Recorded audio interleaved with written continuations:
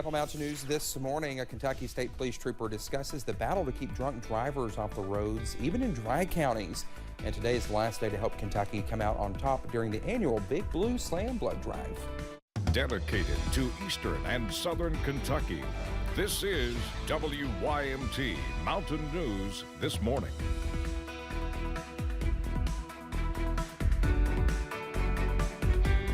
All right, it's almost 6:34 on your Friday morning, the end of the work week for the majority of us. Let's head over to Brandon for a look at our forecast this morning. And Brandon, I know just because I said that, I probably somehow jinxed myself into working this weekend.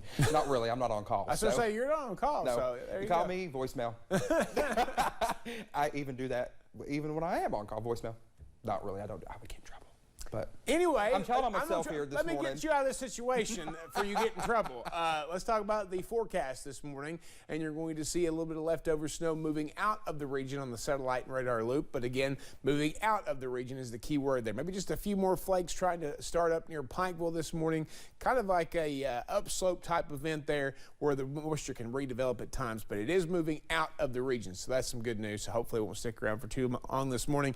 Jenkins, US 119, US 23. Not even snow on the grass up there. I believe if you go on up the mountain a little bit, there's some snow on the grass, but the roads look pretty dry over there this morning. I didn't have any trouble getting on my coming in this morning on my way in, across a couple of different counties, but regardless, be careful. If it looks wet, it's probably icy because temperatures are below freezing everywhere this morning. So just take it easy.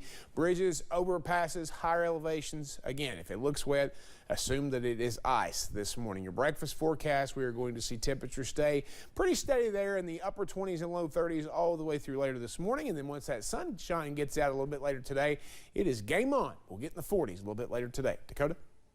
All right, Brendan, thank you. Well, the Pulaski County Sheriff's Office is looking for 48-year-old Sonny Powell after police say he dropped off a woman at Lake Cumberland Regional Hospital on Thursday who had several gunshot wounds. Police said he was been in a relationship with the shooting victim, who's now been identified as 44-year-old Natasha Robinson. Powell was last seen driving a 1997 black Jeep Cherokee with Kentucky license plate number 979PYW. Police say they found evidence of the incident at a home on Normandy Lane. If you have any information about the shooting, you're asked to call the Sheriff's Office at 606-679-8477. You can remain anonymous. And over in Whitley County, a jury found a man guilty of killing his girlfriend. Well, they found John Meadows guilty of murder and tampering with evidence in the death of Donna Lay. Williamsburg police found Lay's remains in a trash can at Meadows' apartment in February of 2021. The jury recommended he serve a life sentence for murder and 5 years for tampering with evidence. He'll be sentenced March 20th. A body was recovered from the Leviza Fork of the Big Sandy River in Pikeville Wednesday after a lengthy search. First responders say Daryl Gooseland ran from a Kentucky State Police trooper during a traffic stop, making his way into the river and going under. Firefighters began their swift water rescue effort shortly after, but the rescue quickly became a recovery.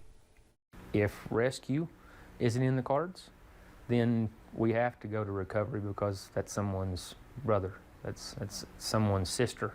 You know, we go to that recovery side so that there is that closure. Those involved say 6 agencies were involved with the efforts. While some counties in the area are still considered dry, Kentucky State Police Trooper Matt Gayhart says alcohol has no borders. Police officers are finding impaired drivers across county lines, regardless of where alcohol is sold. Gayhart says troopers try to patrol all kinds of roads because it is not hard to get alcohol from other counties. That's the thing. If people want to get impaired and get behind the wheel, they're going to be able to do it, whether they have to drive to an opposite county to get that or not. Gayhart says every traffic stop is more than a ticket. It is a life saved, whether it is the driver or others on the road. Well, this week, dozens of volunteers worked to help the homeless population in Lexington, including veterans. Veterans Affairs Lexington Healthcare is offering up resources for homeless vets in need, especially during the winter. The entire VA is working together to accommodate veterans, whether it be for food, healthcare, transportation, or housing. I think winter, you see quite a few veterans, but we're really out there and we're working hard to kind of make sure they're sheltered and they're getting the housing that they need. Last year, VA Lexington Healthcare exceeded expectations. The goal was to help about 200 veterans, but it eclipsed that number. Well, this is the last day to help Kentucky win the annual Big Blue Slam blood drive. Kentucky is trailing Florida fans by just one. Well, yesterday, UK students and workers rolled up their sleeves to give blood inside the Gatton Student Center. Well, the goal of this blood drive is to boost the winter blood supply. Eric Lindsay with the Kentucky Blood Center says winter is a difficult time for donations. He says the center would like to have 400 donors a day to have a good supply of blood on hand. The bottom line number for us is we'd like to have a 3 to 4 day supply of our different blood types, and too often for the last 3 years, you know, we've a lot of our blood types we've only had a day supply. Well, there are 8 centers in 6 cities across the state where you can donate. You can make an appointment on the KPC website. The Cincinnati Reds caravan made a stop in eastern Kentucky yesterday. The Mountain Arts Center in Prestonsburg was full of fans. People came for photos, autographs, and to meet some of their favorites face-to-face. Several members of the Reds team were in attendance. Outfielder TJ Friedel says this is exactly what the caravan is all about, meeting and interacting with fans and being a role model for young athletes. If he asks me a question and something I say stands out to him or sticks with him for his life, that can inspire him to do big things with his career. So that's all we can hope for, is they get the opportunity to get an autograph or ask a question. You see the smile on their face, it makes everything worth it.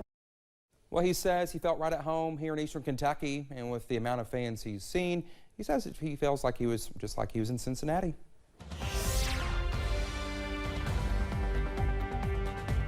6:40 on the money this morning. We continue to track the snow out of our region this morning, but a little bit more trying to redevelop here into parts of a couple of different counties, including Martin and Pike counties. We're watching those. I did see on the closings earlier, Martin County has been added to that, maybe because they're seeing some slick roads over there this morning. So again, check the bottom of your screen or WYMT.com for all the closings and delays, the latest ones out there. A couple more, it looks like they've been added in the last little bit. So temperatures below freezing everywhere. Wise now our coldest spot at 25.